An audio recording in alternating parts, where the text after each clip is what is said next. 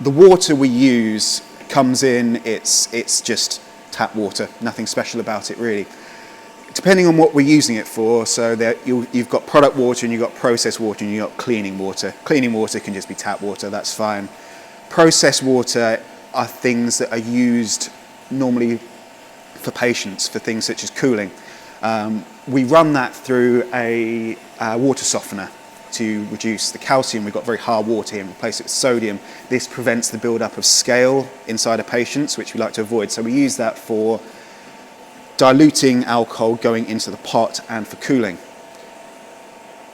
While product water is anything that's going to be involved in product, so it might seem like we should use that in the pot. It doesn't matter, because what goes in the pot is being distilled anyway as part of the process.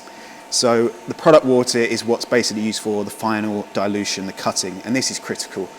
We tried during the development, or Andy and Norman tried during the development of Kent Dry, different waters they could use, because it's always interesting. It's another thing that adds a bit of terroir to your product. Unfortunately, the Kentish water, you end up with chalky gin, which wasn't very nice. So we've got a very high flow rate reverse osmosis water system. So after going through the carbon filtration, after going through the water softener, it goes through reverse osmosis, which gives us ultra pure water to dilute the product with. So you're really tasting the botanicals and the gin, not any chalkiness or minerals from the water.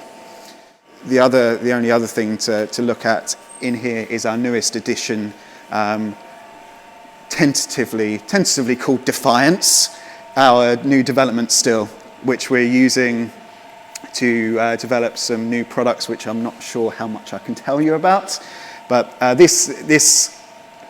we do a lot of our gin development on a very small scale. We use Faith, who you may have seen. It's our 2.5 litre copper alembic still, which is great for botanical distillations, but depending on what you're doing and when you're trying to scale a recipe, it's very important to have a sort of intermediate size still and have something you can configure similarly. So with this, it's set up with a plated column at the moment, very similar to how patients operate. So we can tune this up to work similarly to patients.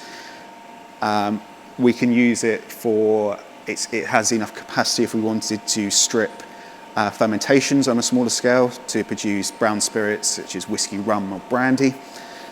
Generally, it's just a very versatile still that has some quirky homemade features, shall we say.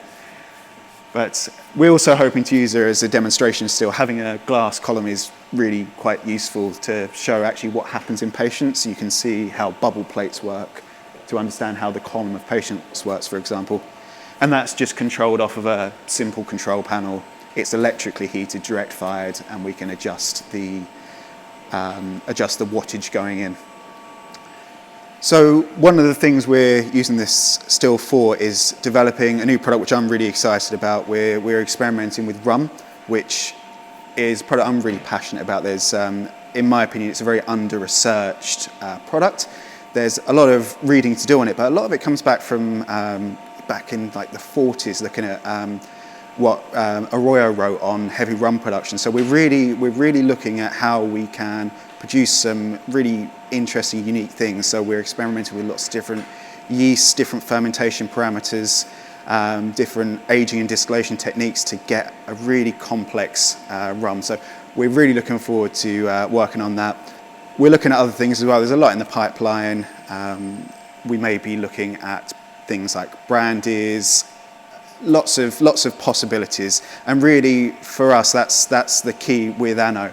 With patients, she's a very versatile still. We can configure her in so many different ways, and we want to be innovative as a drinks manufacturer, and I think that's what we do. So we're really looking forward to developing these new products and really using patients to their full potential, challenging what we know and what we can do to produce some really fun, interesting and exciting new products. I hope you enjoyed a look around the distillery, and keep your eye out for what might be coming in the future.